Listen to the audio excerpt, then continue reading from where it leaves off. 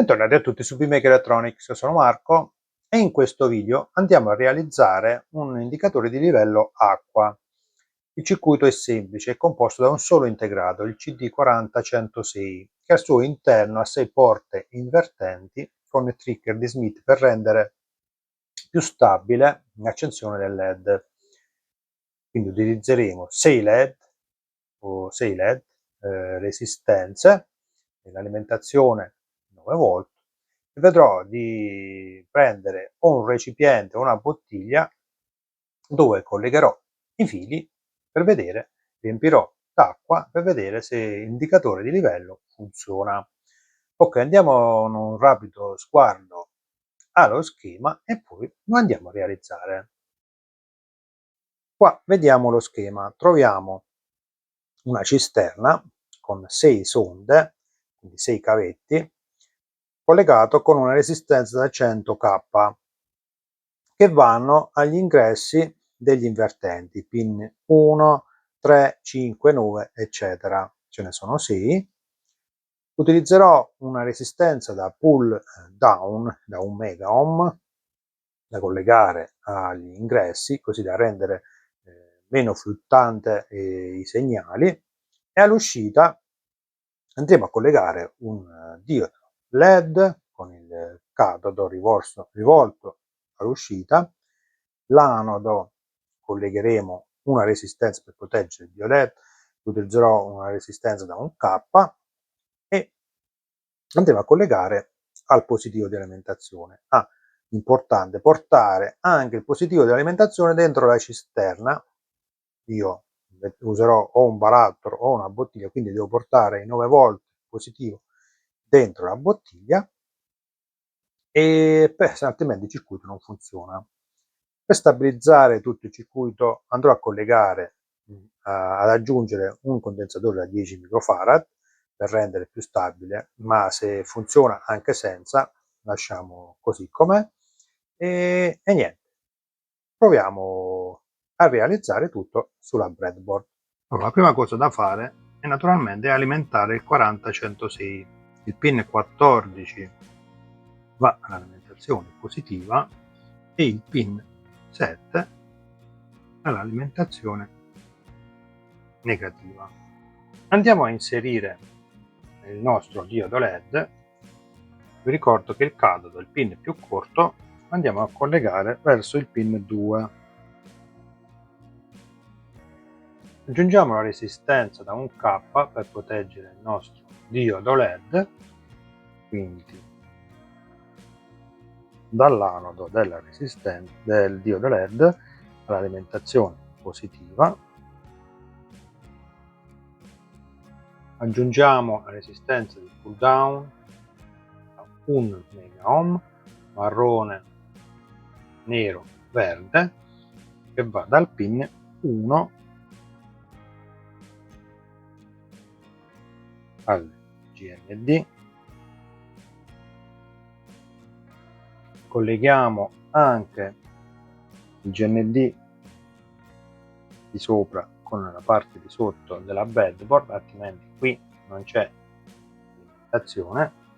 Mettiamo la resistenza da 100k marrone, nero, giallo sul pin 1. L'altra parte della resistenza deve andare a un livello dell'acqua. Andiamo a provare, colleghiamo l'alimentazione 9 volt positivo e negativo a breadboard, do alimentazione, colleghiamo il positivo con l'ingresso della resistenza da 100k. Adesso se io tocco si dovrebbe accendere il LED, difatti si accende. Questo sta a indicare il primo livello. Ok, adesso realizziamo tutto il circuito. Ok, ho smontato tutto e sto rifacendo il circuito con più precisione. 40-106, positivo, negativo, e ho messo i 6 diodi LED che vado a collegare. Ho collegato i pin 2, 4, 6, 8, 10 e 12 del 40-106 ai catodi dei 6 diodi LED. Ho cercato di utilizzare questi cavetti piccoli per mantenere il circuito più pulito. Ho aggiunto anche le 6 resistenze da 1K che va dall'anodo di ogni diodo LED al positivo di alimentazione 9 volt. Ho aggiunto anche le resistenze da 100K che vanno dal pin 1, 3, 5, 9, 11, 13, quindi pin di ingresso dispari. Qua va collegato ai cavetti che va dentro il recipiente per indicare il livello.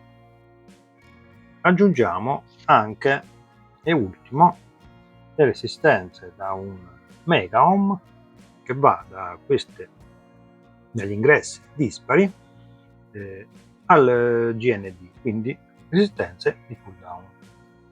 Ok, ho inserito anche le 6 resistenze marrone, nero, verde o mega ohm che vanno al negativo, mi raccomando, invece le resistenze dei LED vanno al positivo.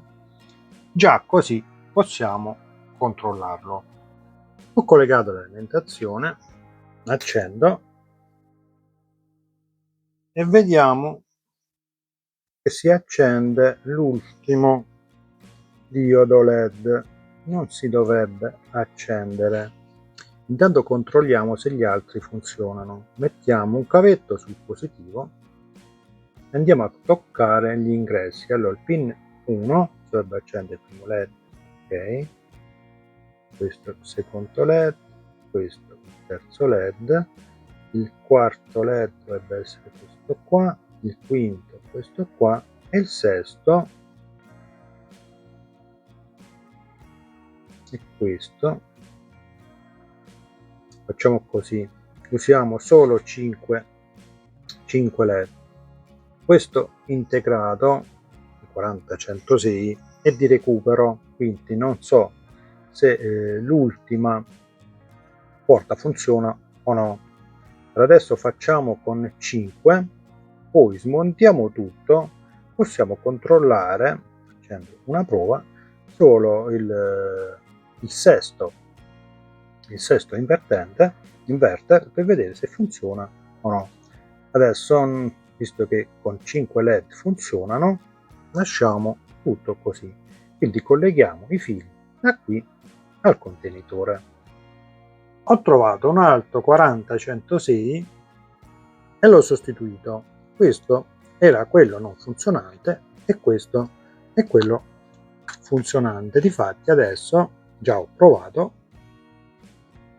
se mettiamo a tutti e 6 capi delle resistenze troviamo tutti i LED che si accendono. 1, 2, 2, 3, 4, 5 e 6. Si accendono tutti e 6 i LED. Ok, adesso non ci rimane altro che mettere i fili sul recipiente. Andrò a utilizzare questo bicchiere abbastanza grande. Prendo il trapano e vado a fare 6, quindi 7 buchi. Facciamo uno qui e gli altri qui facciamo 1, 2, 3, 4, 5 e 6. Adesso vado a mettere i fili. Ho inserito i cavetti, adesso con un po' di colla a caldo lo vado a sigillare.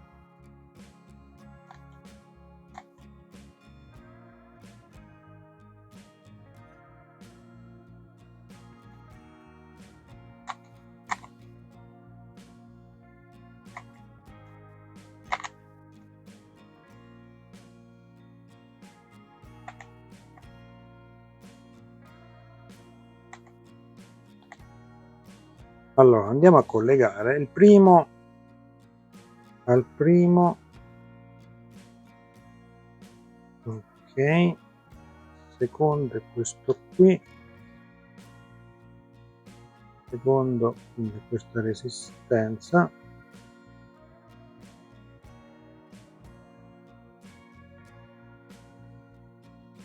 ok, quest'altro giallo,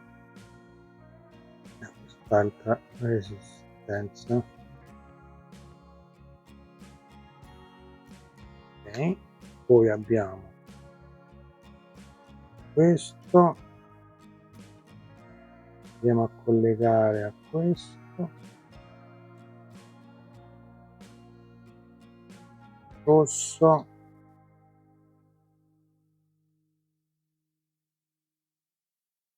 non riesco a vedere, no, ho sbagliato, questo a questo, il rosso a questo e infine l'ultimo filo a questa resistenza. Vi controllo che le resistenze non tocchino.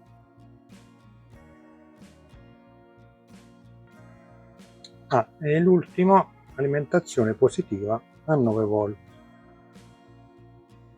Ok, ho preparato tutto, diamo alimentazione, nessun diodo LED acceso. Ok, prendo una bottiglia d'acqua, incomincio a versare. Primo, secondo, si è acceso anche il terzo,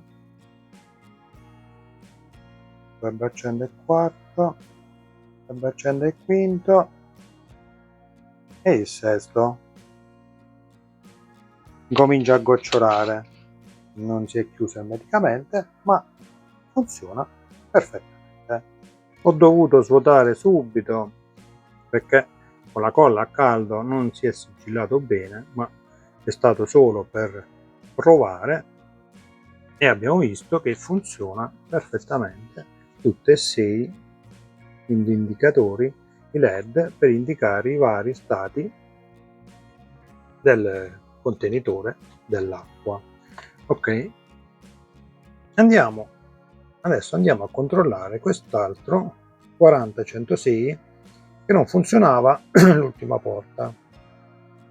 Ho collegato un diodo LED con la resistenza, il catodo è collegato al pin 11, con il pin 12 andiamo a portarlo al GND, si accende, il positivo no, quindi questa porta funziona. Proviamo la porta che non funzionava, quindi la 13 era 12 e la 13, portiamo questo sulla 12, non si accende, vediamo un po', proviamo a metterlo sul negativo, non si accende, sul positivo non si accende, anzi sul negativo va in protezione dell'alimentazione. Okay. Se collego al GND, vedete, si attiva e accende il CC e con in mano il cavo diventa incandescente. Quindi l'ultima porta non funziona. Siamo giunti alla fine del video. L'indicatore di livello del serbatoio per liquidi funziona perfettamente. Ho messo 6 diodi LED, ho cambiato solo il 40-106 che non funzionava. Difatti qua abbiamo l'ultima porta inverter che non funziona. Questi componenti stavano su schede, quindi erano componenti di recupero. Ci può stare che qualche porta non funziona. Ok, se il video vi è piaciuto lasciate un like, vi ricordo di iscrivervi al canale, se avete qualcosa da dire scrivete sotto nei commenti e ci vediamo alla prossima.